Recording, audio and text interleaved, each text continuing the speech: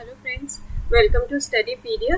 चलिए आज की वीडियो स्टार्ट करते हैं। आज की वीडियो में सॉल्व करेंगे एसएससी सीजीएल 2024 19 सितंबर का सेकंड शिफ्ट। इस शिफ्ट के अंदर जो 25 मैथ्स के क्वेश्चन पूछे गए थे वो सब इसके अंदर सॉल्व करेंगे। क्वेश्चन नंबर 1 देखते हैं। उसके अंदर देखिए जो एक बार ग्राफ दिया है, the following bar graph shows the quarterly profit. ये हमें एक एक क्वार्टर का प्रॉफिट बता रहा है कि हर क्वार्टर में कितना प्रॉफिट हुआ है। और हमसे क्वेश्चन में क्या पूछा गया है, what was the percentage increase in annual profit of a departmental store from 1997 to 2000। हमसे सीधा सीधा उसने पूछा है स्टोर के वार्षिक लाभ में कितने प्रतिशत की वृद्धि हुई है 1997 से 2000। तो देखो 1997 के अंदर टोटल प्रॉफिट हमारे पास कितना हुआ है 410 का। इसको पूरे को आप प्लस करोगे तो 410 का, और 2000 के अंदर हमारे पास ईयरली प्रॉफिट कितने का हुआ है 770 का। ठीक है, 770 का। तो प्रॉफिट परसेंटेज निकाल लेते हैं, कितने का प्रॉफिट हुआ है, मतलब कितने का इंक्रीज हुआ है प्रॉफिट में 360 का अपॉन में 410 मल्टीप्लाई बाय 100। तो कैलकुलेट कर लेते हैं, मतलब मिक्स फ्रैक्शन में ही आंसर है तो मिक्स्ड के अंदर ले आते हैं। 3600 अपॉन में डिवाइडेड बाय 41 8 सा 8 1 सा 8 8 4 सा 32। तो कितना बचा 2, और यहाँ पे 5 माइनस 2 3, देन 4 7 सा 28, कितना बचा 33। तो फाइनल आंसर कितना आ जाएगा 33 upon 41%। Option number 1। Question number 2 देखते हैं। एक क्वाड्रिलेटरल है PQRS is inscribed in a circle with centre O। देखो एक सर्कल है जिसके अंदर एक क्वाड्रिलेटरल है, एक चतुर्भुज है PQRS, और PQ क्या है उसका डायामीटर है, PQ क्या है डायामीटर है, उसका व्यास है। और हमें बताया गया है PSR, ये वाला जो एंगल है ये 120 डिग्री है, और हमसे पूछा गया है angle QPR। Angle Q just a second, P से लेके R तक ये वाला एंगल हमसे पूछा गया है। तो देखो ये अगर सर्कल के अंदर कोई क्वाड्रिलेटरल होता है तो वो कैसा क्वाड्रिलेटरल होता है, साइक्लिक क्वाड्रिलेटरल। तो उसकी जो ऑपोजिट साइड्स होते हैं, ऑपोजिट एंगल्स, ऑपोजिट एंगल, जैसे एंगल S है प्लस एंगल Q, इसका सम कितना होगा 180 डिग्री। ये वाला एंगल और इस वाले एंगल का सम कितना होगा 180 डिग्री। तो ये 120 डिग्री है, और तो ये कितना हो जाएगा 60 डिग्री। अब देखो दूसरी चीज, PQ इसका क्या है डायामीटर है, इसका व्यास है। अब जब हम डायामीटर से सर्कल के सरकमफ्रेंस पे एक एंगल बनाते हैं वो हमेशा कितने डिग्री का बनता है 90 डिग्री का। तो ये तीनों जब अपने मतलब ये एक पूरा एक ट्राइंगल बन गया, तो एंगल सम प्रॉपर्टी से पता कर लेते हैं। अगर ये 90 है 60 है तो ये रिमेनिंग कितने डिग्री का हो जाएगा 30 degree. Option number 4। 1 minus sine square 32 degree, और ये 1 प्लस टेन स्क्वायर 58 डिग्री। तो 1 प्लस टेन स्क्वायर थीटा क्या होता है सेक स्क्वायर थीटा, और अगर मैं इसका रेसिप्रोकल कर दूं तो ये क्या हो जाएगा कॉस स्क्वायर थीटा। तो ये हमारे पास क्या हो गया 1 minus sine square 32 degree plus में कॉस स्क्वायर 58 डिग्री। अब कॉस स्क्वायर किसके बराबर होता है साइन स्क्वायर के, कब, जब a प्लस बी का वैल्यू कितना हो 90 डिग्री। तो यहाँ देखो a प्लस बी जब आप करोगे 32 प्लस 58 तो क्या हो जाएगा ये 90 डिग्री। तो मैं 1 minus sine square 32 degree plus cos square की जगह भी हम क्या लिख सकते हैं साइन स्क्वायर 32 डिग्री। तो प्लस से माइनस कैंसिल, आंसर कितना रह जाएगा 1।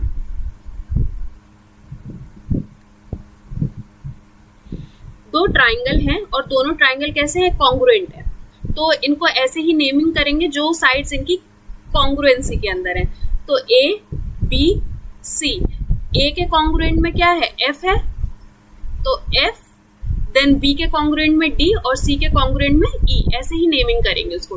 AB 17 है तो ये भी हमारा 17 होगा, एंगल B 52 डिग्री तो ये भी हमारा कितना होगा 52 डिग्री, एंड एंगल A क्या है 95 डिग्री तो ये भी 95, और रिमेनिंग 180 डिग्री के अकॉर्डिंग रिमेनिंग कितना रह जाएगा ये 33 डिग्री, और ये भी 33 डिग्री। अब देखो इसने बोला है DE 17, DE का तो हमारे पास वैल्यू ही नहीं है, तो दो ऑप्शन तो ऊपर से एलिमिनेट हो जाएंगे। DF is 17, right, DF is 17। अब देखो 33 डिग्री हमारा एंगल E है और एंगल D हमारा है 52 डिग्री, तो इसलिए option number 4 is correct. Question number 5 देखते हैं। वो कह रहा है यदि कक्षा 8 में 600 छात्र को प्रवेश दिया गया है, कक्षा 8 किधर है, ये कक्षा 8 मतलब 15% का वैल्यू उसने हमें दे दिया है 600, तो टोटल स्टूडेंट्स निकाल लेते हैं। 100% का वैल्यू हो जाएगा 15 4 जा, ठीक है। तो टोटल नंबर ऑफ स्टूडेंट्स जितने क्लास हैं पाई चार्ट में, उसके अंदर टोटल नंबर ऑफ स्टूडेंट्स कितने हैं 4000। तो उसने पूछा है छात्रों को प्रवेश दिया गया है तो कक्षा 12 की तुलना में 10 में कितने छात्र अधिक हैं। तो कक्षा 12 की तुलना में कक्षा 10 मतलब इन दोनों को कंपेयर करना और बताना है कक्षा 10 में कितने छात्र अधिक हैं। तो कक्षा 10 में है 25% और कक्षा 12 के अंदर है 18%। तो कितने ज्यादा है 7%। तो कैलकुलेट कर लेते हैं 4000 का 7%, 7 4 जा 28, 280 स्टूडेंट्स।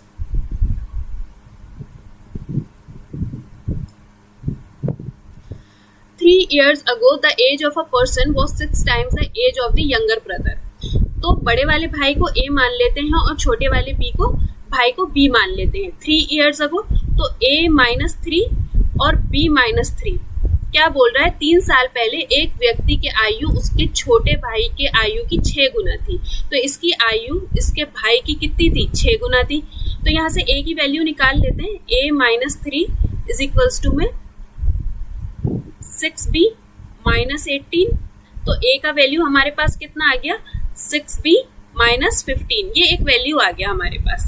आगे पढ़ते हैं। 8 वर्ष बाद, 8 वर्ष के बाद अगर ये 8 बड़ा हुआ है तो ये भी 8 बड़ा हुआ है। 8 वर्ष के बाद व्यक्ति की आयु के 2 गुने के 3 वर्ष कम, 2 गुने के 3 वर्ष कम होगी उसका छोटा भाई, ठीक है ना। इसकी आयु से मतलब इसका 2 गुना बढ़ा के 3 कम कर दे तो ये इसके भाई की एज होगी। उसके छोटे भाई की वर्तमान आयु हमें बतानी है, तो हमें B का वैल्यू बताना है।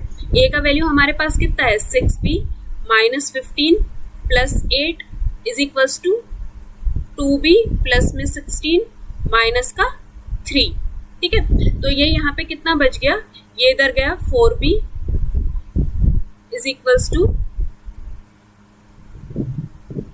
ये -7, ये B इधर आ गया और यहाँ पे कितना बचा 13 बचा। तो 4B इज इक्वल्स टू में 20। तो B की एज कितनी आ गई 5 इयर्स करेंटली। जो करंट एज आई B की 5, तो देखो यहाँ पे भी 5 इयर्स एक ही में है, तो सेकंड को आपको कैलकुलेट करने की जरूरत नहीं है। तो सेकंड इज 15 और जो छोटा भाई है उसकी एज है 5 इयर्स। चलिए क्वेश्चन नंबर 7 देखते हैं। कह रहे एक आर्टिकल था जिसका मार्क प्राइस है 275। 275 के लिए चिन्हित एक वस्तु को 5% की छूट पर बेचा जाता है, तो उसको कितने का डिस्काउंट दिया 5% का। तो 275 की जो आइटम थी उसे 95% की वैल्यू पे बेचा गया। तो 25 4 जा 25 1 जा 25, ठीक है। ये इसका क्या है सेलिंग प्राइस है 95 इंटू में 11 अपॉन में 4। आगे बढ़ते हैं। विक्रेता को अभी भी 4.5% का लाभ हुआ है। जो ये इसका सेलिंग प्राइस है, ये जो इसका सेलिंग प्राइस है ये क्या है कॉस्ट प्राइस का 4% का फायदा हुआ है। तो 104.5% की वैल्यू है ये, ठीक है। सेलिंग प्राइस जो है इसके कॉस्ट प्राइस की 104.5% की वैल्यू। तो ये जो वैल्यू है ये है कॉस्ट प्राइस की 104.5% का वैल्यू। इसका डेसिमल हटा देंगे तो एक और 0।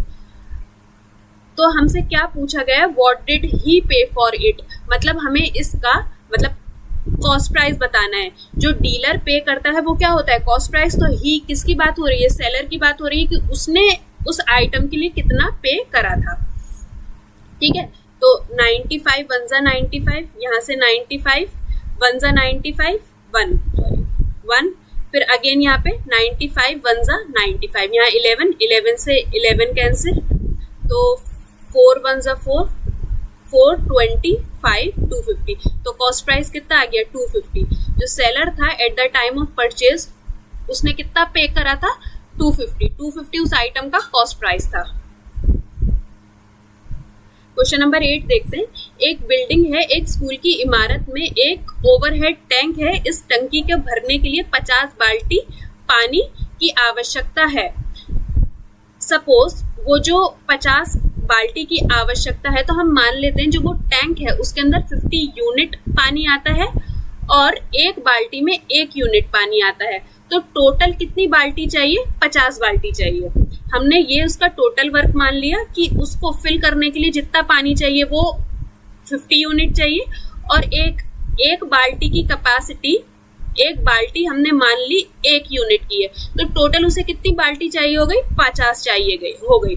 तो वो कह रहा है मान ले कि बाल्टी की क्षमता वर्तमान के 2/5वें हिस्से तक कम की गई है। To fill a tank, 50 bucket of water are required. Assume that the capacity of bucket is reduced to 2/5. तो 51 इसको कितना कर दिया? 2/5। अब 5 यहाँ ना आके अगर मैं इसे रेसिप्रोकल करके ऊपर ले जाऊं तो इतना हो गया। तो वो पूछ रहा है how many buckets of water are required to fill the same tank. तो कैलकुलेट कर लेते हैं, ये कितना हो गया? 25 5 125। तो अब उसे फिल करने के लिए कितने बाल्टी चाहिए? 125 बाल्टी।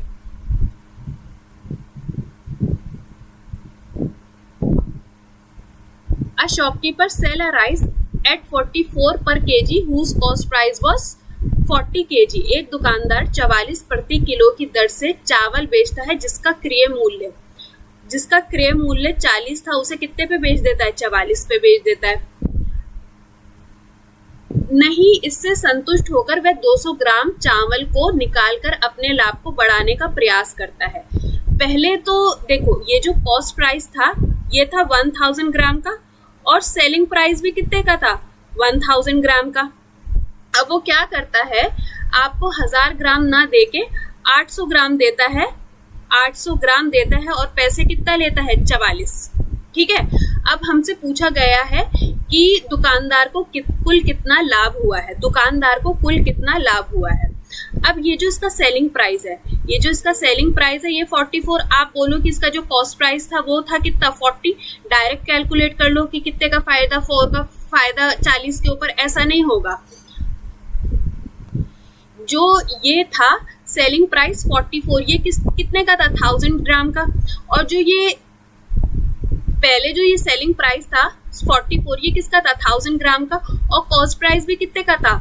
1000 ग्राम का। लेकिन जब हमें प्रॉफिट निकालना है तो वेट दोनों का क्या होना चाहिए? सेम होना चाहिए। ये जो 40 रुपए थे ये थे 1000 ग्राम के लिए, लेकिन अब वो कितना वेट यूज कर रहा है? 800 ग्राम। तो हमें कॉस्ट प्राइस भी 800 ग्राम पे निकालना पड़ेगा, इनटू में 800। ठीक है ना। अब हम इसको कैलकुलेट कर लेते हैं, तो कितना हो गया? 8 4 जा 32। तो हमारे पास जो 800 ग्राम का कॉस्ट प्राइस आया है वो कितना आया है? 32 की चीज वो कितने में बेच दे रहा है? हमें 44 रुपीज में। तो फायदा कितने का हुआ? 12 कितने पे? 32 मल्टीप्लाई बाय 100। 4 3 जा 4 8 जा 4 2 जा, और ये हो गया 25 3 जा 75/2। आंसर कितना आ जाएगा? 37.5%। देखो इस केस के अंदर अगर वो वेट को ना करता, मतलब वेट के अंदर डिसऑनेस्टी नहीं दिखाता, तो आपके पास डायरेक्ट वैल्यूज थी 40 और 44। बट जब हमें कंपैरिजन करना होगा, प्रॉफिट निकालना होगा, तो हमारा वेट का जो बेस है वो सेम होना चाहिए। अगर वो बेचने में 800 ग्राम यूज कर रहा है तो हमें पता करना पड़ेगा कि उसकी 800 ग्राम की खरीद कितनी है। तो इसलिए हमने पहले उसकी खरीद निकाली, वो कितनी निकली हमारे पास? 32 रुपीज। और फिर उसने बेचा कितने का है? 44 रुपीज का। क्वेश्चन नंबर 10 देखते हैं। What is the ratio of total shop of S2? S2 के अंदर टोटल सेल कितने का हुआ है? 160 का। Both of the year the total sale of S5 में कितने का हुआ है? 140 का। बस इसका रेशियो बताना है। 2 8 जा 2 7 जा 8:7। देखो ऑप्शन नंबर 4, इसके अंदर हमें क्या बताना है? मीन एक तरीके से एवरेज होता है, औसत होता है। हाईएस्ट एंड लोएस्ट ये है और हाईएस्ट ये है, दोनों का आप प्लस कर दो तो कितना हो जाएगा? 789 डिवाइडेड बाय 2, तो कितना आ जाएगा? 394.5। औसत बताना था, मीन बताना था। अब देखो इसके अंदर ये सवाल शुरू करने से पहले एक चीज आपको पता होनी चाहिए, साइन 2 थीटा क्या होता है, 2 साइन थीटा कॉस थीटा, और sine square theta plus cos square theta किसके इक्वल होता है, 1। अब चलते हैं क्वेश्चन पे। यहाँ अगर मेरे पास 1 है, मैं यहाँ पे ये लिख सकती हूँ साइन स्क्वायर थीटा प्लस में कॉस स्क्वायर थीटा माइनस में साइन 2 थीटा की जगह 2 sine theta cos theta upon में सेम हो जाएगा साइन स्क्वायर थीटा प्लस में कॉस स्क्वायर थीटा माइनस में, सॉरी यहाँ पे प्लस में 2 साइन थीटा कॉस थीटा। अब अगर आपको ये दिखे कि ये क्या है, sine square plus cos square का, sine square minus cos square का, साइन स्क्वायर माइनस, ठीक है, sine theta minus cos theta का होल स्क्वायर, और नीचे में क्या है sine theta plus cos theta का whole square multiply by cos theta plus sine theta upon में कॉस थीटा माइनस में साइन थीटा। ठीक है, इतना आ गया समझ में। अब देखो प्लस के अंदर तो कोई प्रॉब्लम नहीं, साइन को आगे लिखूं या कॉस को पहले लिखूं, ये पूरा इसकी पावर से कैंसिल हो गया। अब ये cos theta minus sine theta, अगर मैं इसके अंदर साइन चेंज कर दूं, कॉस को प्लस का कर दूं और साइन को माइनस का कर दूं, ठीक है ना, तो ये सेम ही कंडीशन हो जाएगी। तो ये हो जाएगा कॉस माइनस साइन का होल स्क्वायर, तो ये इधर कैंसिल। आपके पास क्या बचा, cos theta minus sine theta, मैंने इसको इसी फॉर्म में लिख दिया cos theta minus sine theta, और यहाँ पे क्या बचा साइन थीटा, इसको भी cos theta plus sine theta लिख देते हैं। अब हमें सब कुछ क्या चाहिए, 10 की टर्म्स में चाहिए। साइन को 10 बनाने के लिए हमें क्या करना होता है, कॉस से डिवाइड, इसे कॉस से डिवाइड कर देंगे तो ये 1 माइनस 10 थीटा अपॉन में 1 plus 10 theta. Option number second.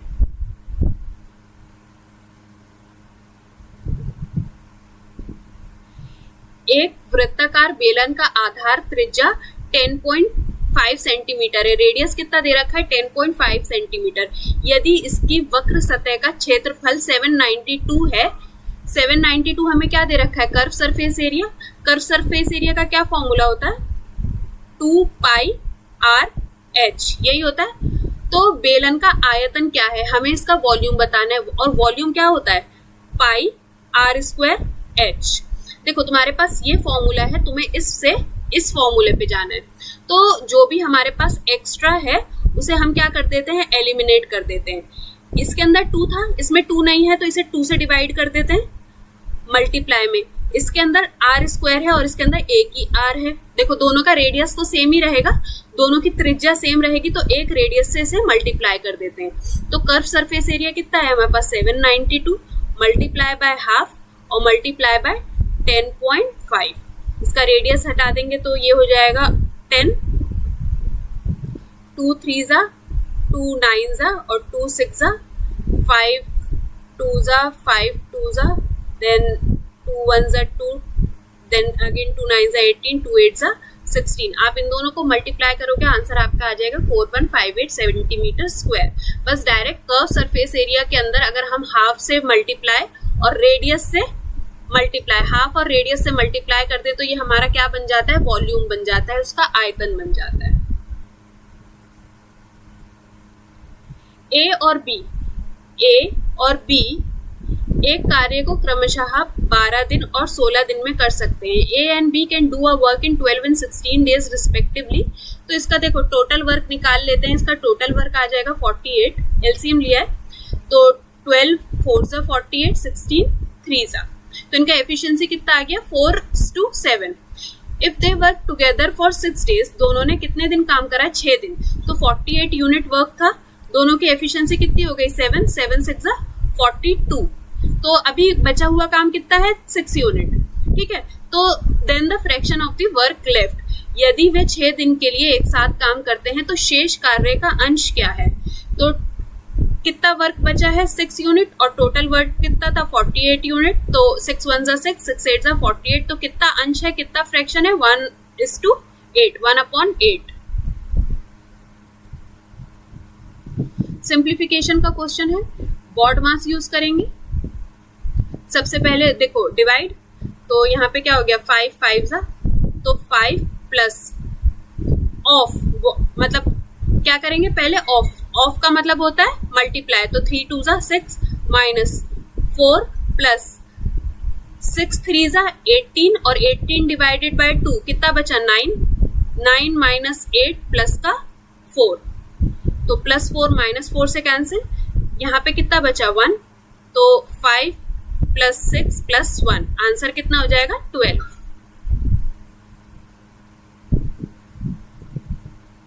The radius of a circle is 10 centimeter and the perpendicular distance from the chord to the center is 6 centimeter, the length of a chord। वृत्त की त्रिज्या, त्रिज्या हमें दे रखी है 10 centimetre और जीवा की लंबवत दूरी, परपेंडिकुलर डिस्टेंस, एक ये कॉर्ड है, कॉर्ड का कुछ नाम नहीं है, ए बी, इसके ऊपर सेंटर से दूरी कितनी है, सेंटर से दूरी है 6, उसका रेडियस है 10 सेंटीमीटर, तो हमसे पूछी गई है जीवा की लंबाई।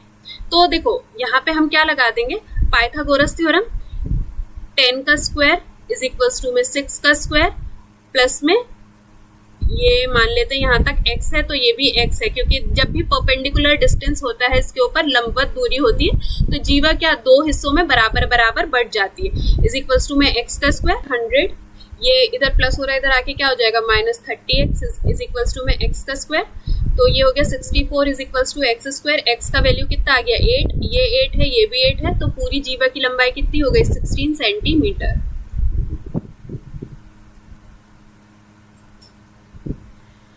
बीस मैचों में एक बल्लेबाज का औसत स्कोर है 15, तो 20 इंटू 15, तो टोटल स्कोर उसका कितना हो गया 300। अन्य 25 मैचों में, नेक्स्ट 25 मैचेस में उसका एवरेज स्कोर है 24, तो टोटल कितना हो गया 600। हमसे क्या पूछा गया है, सभी 45 मैचों का औसत, तो सभी 45 मैचों का औसत 900 डिवाइडेड बाय 45, तो 9 1 जा 9 5 जा 5 20, तो आंसर विल बी 20। चलिए देखते हैं क्वेश्चन नंबर 18। एक चोर को एक पुलिसकर्मी 200 मीटर की दूरी से देखता है, दोनों के बीच का डिस्टेंस कितना है 200 मीटर, 200 मीटर। जबकि पुलिसकर्मी पीछा करना शुरू करता है तो चोर भी आगे भागता है। यदि चोर की गति, जो थीफ है उसकी जो स्पीड है वो कितनी है 9 किलोमीटर पर आवर और पुलिस की कितनी है 10 किलोमीटर पर आवर। ठीक है, आगे देखो, चोर को उसके पकड़े जाने से पहले कितनी दूर भागना होगा, मतलब ये थोड़ा हिंदी के ट्रांसलेशन के अंदर वो हो गया, how far will the thief have to run before he is overtaken. हमें बताना है सिंपल सिंपल कि पकड़ने से पहले, पकड़े जाने से पहले चोर कितनी देर भागा, चोर ने मतलब कितना डिस्टेंस उसने कवर कर लिया, मतलब अपने पकड़े जाने से पहले। तो देखो ये हमारे पास क्या है डिस्टेंस, डिस्टेंस हमारे पास मीटर में, मीटर से किलोमीटर में इसको हम कन्वर्ट कर लेते हैं, तो ये हो जाएगा 1000 से डिवाइड कर देंगे तो ये हो जाएगा 0.2। रिलेटिव स्पीड क्या हो जाएगी, दोनों एक साथ एक ही डायरेक्शन में भाग रहे हैं 1। देखो डिस्टेंस अपॉन में स्पीड क्या बताता है हमें, टाइम। ठीक है, डिस्टेंस अपॉन में स्पीड हमें टाइम बता देता है, इतनी टाइम में वो पकड़ा गया, लेकिन हमें टाइम नहीं बताना, हमें बताना है डिस्टेंस की वो कितना भाग पाया था। और डिस्टेंस किसका बताना है, थीफ का। तो थीफ की स्पीड कितनी है 19, तो 9, तो 9 से मल्टीप्लाई कर देंगे तो आंसर विल बी 1.8 किलोमीटर। अपने पकड़े जाने से पहले थीफ कितना भागा 1.8 kilometre. From the given number ABCD which is not divisible by, कौन सा डिविजिबल नहीं है 11 से, ये हमें बताना है। तो देखो 11 का डिविजिबिलिटी रूल क्या होता है, हमें ऑल्टरनेट नंबर के सम को क्या करना होता है, आपस में माइनस करना होता है। तो इसके अंदर ऑल्टरनेट नंबर का सम देख लेते हैं, 7 + 2 + 1 कितना हो गया 10 - 10 कितना हो गया 0। जब भी आप ऑल्टरनेट नंबर के सम को आपस में माइनस करो और रिजल्टेंट आपका या 0 आए या 11 आए, तो वो नंबर क्या होता है 11 से डिविजिबल होता है। तो ये नंबर तो डिविजिबल है और हमें चाहिए नॉट डिविजिबल। इसका करते हैं ऑल्टरनेट नंबर 2 9 माइनस में 7 8 और 9, तो 9 - 9 कितना हो गया 0, अगेन कम्प्लीटली डिविजिबल। ये हो गया 6 4 10 और 6 16 -5, 4 और 1 5, तो इसको माइनस करके क्या आया 11, तो ये भी क्या है डिविजिबल। अब आप चाहो तो इसे करके देख लेना, बाकी अगर 3 कर ही लिए तो 4th is correct. Question number 20 देखते हैं। इसके अंदर एक एल्जेब्रिक आइडेंटिटी लगाएंगे, a प्लस बी का whole square minus a minus B का होल स्क्वायर क्या होता है 4, और हमें क्या चाहिए a माइनस बी चाहिए। तो देखो वैल्यू पुट कर देते हैं, a प्लस बी का होल स्क्वायर हमारे पास कितना हो जाएगा 49 minus x minus 1 upon x का whole square is equals to 4। तो x माइनस 1 अपॉन x का स्क्वायर हो जाएगा हमारे पास 45। इसको स्क्वायर हटाएंगे तो ये अंडर रूट में चला जाएगा, तो 9 5 जा तो 3 इंटू 3 इंटू 5 अंडर रूट में, और रूट से बाहर 3 अंडर रूट में 5। तो x माइनस 1 अपॉन एक्स की वैल्यू कितनी आ गई 3√5। Find the maximum value, maximum value अधिकतम मान बताना है। तो ये हमारे पास a है, ये हमारे पास b है। अधिकतम मान क्या होता है a स्क्वायर प्लस में b स्क्वायर, तो 2 2 जा 4 प्लस में 3 3 जा 9, answer is under root 11, sorry under root 13 sorry under root 13। चलिए क्वेश्चन नंबर 22 देखते हैं। वो कह रहा है the price of an item is increase twice successively, the final price is 2295। एक जो आइटम था वो इनिशियली कितना था, उसका प्राइस 1000 रुपये, उसको हमने 2 बारी बढ़ाया, तो देखो 100 प्लस a बाय 100 करा, और दूसरी बारी में वो क्या कह रहा है the percentage increment the second time was twice the percentage increment at first time. अगर फर्स्ट टाइम में a बढ़ा है तो सेकेंड टाइम में उसने कितना बढ़ा दिया, उसे 2a अपॉन में 100, और रिजल्टेंट हमें कितना मिला उसका final 2295।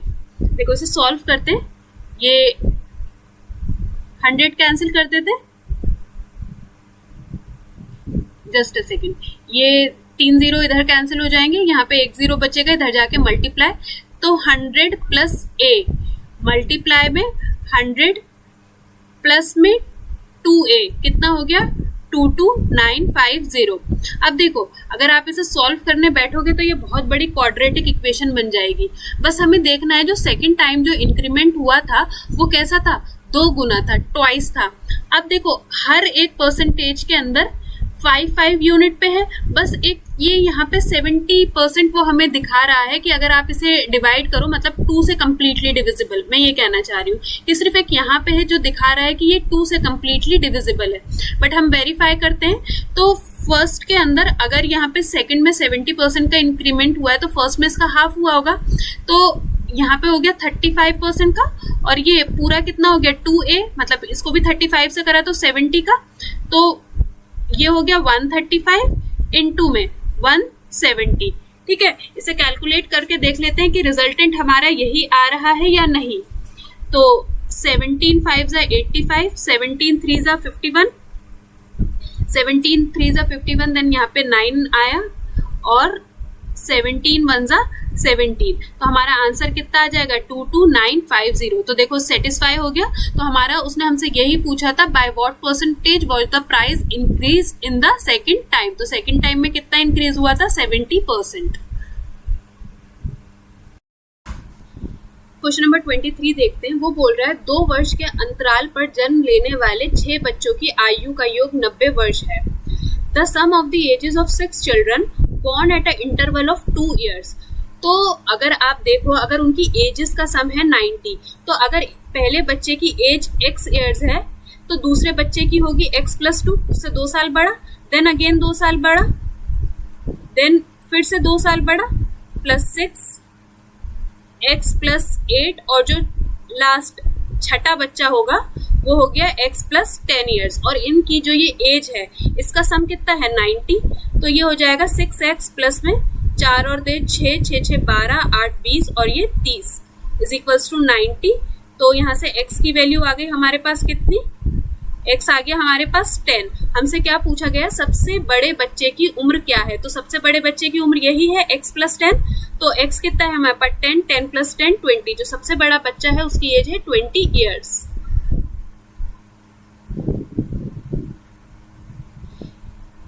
P Q and R S common tangents of two circles intersecting at A and B.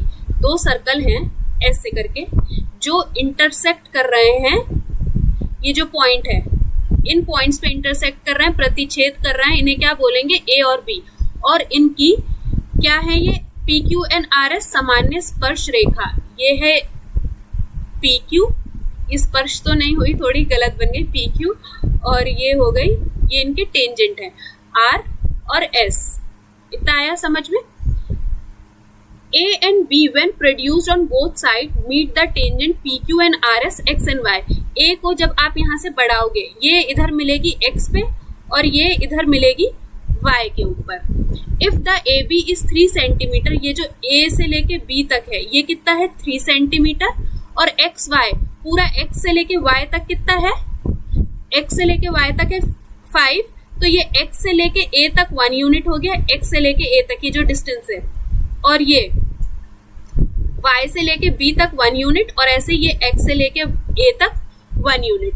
तो हमसे क्या पूछा गया है, pq क्या है, ये जो pq है ये क्या है। अब मैं एक आपको क्लियर फिगर बना के दिखाती हूँ। ये हमारा p से लेके ये एक टेंजेंट हो गई हमारी, ठीक है, जो यहाँ तक है x मान लो, और ये यहाँ से इसे इंटरसेक्ट कर रही है। इंटरसेक्ट किस पर कर रही है, a और b। अभी मैंने यही सेम फिगर बनाई है, P से लेके X, और फिर ये इंटरसेक्ट कर रही है A से लेके B तक। तो अगर हमें यहाँ पे ये जो PX होता है, इसका अगर हमें वैल्यू निकालना होता है तो हम क्या करते हैं, PX का स्क्वायर इज इक्वल्स टू में XA इनटू में XB, ऐसे ही करते हैं ना। तो अब अगर मुझे यहाँ पे भी ये PX का वैल्यू निकालना है तो हम यहीं पे यहाँ पे भी यही करेंगे। तो PX हमारे पास नहीं है, px का square is equals to xa है हमारे पास 1 मल्टीप्लाई बाय xb तक कितना हो जाएगा 4। तो हमारे पास यहाँ पे px की वैल्यू कितनी आ गई 2 यूनिट। तो ये पूरा यहाँ से px का वैल्यू अगर हमारे पास यहाँ तक आ गया 2 यूनिट, सेम इधर भी करना पड़ेगा, मतलब सेम फिगर्स यहाँ पे भी है सेम ऐसे ही, तो यहाँ तक की वैल्यू कितनी आ जाएगी, ये भी 2 यूनिट। हमसे पूरा pq का वैल्यू पूछा गया, तो pq कितना हो गया 2 + 2 4 यूनिट।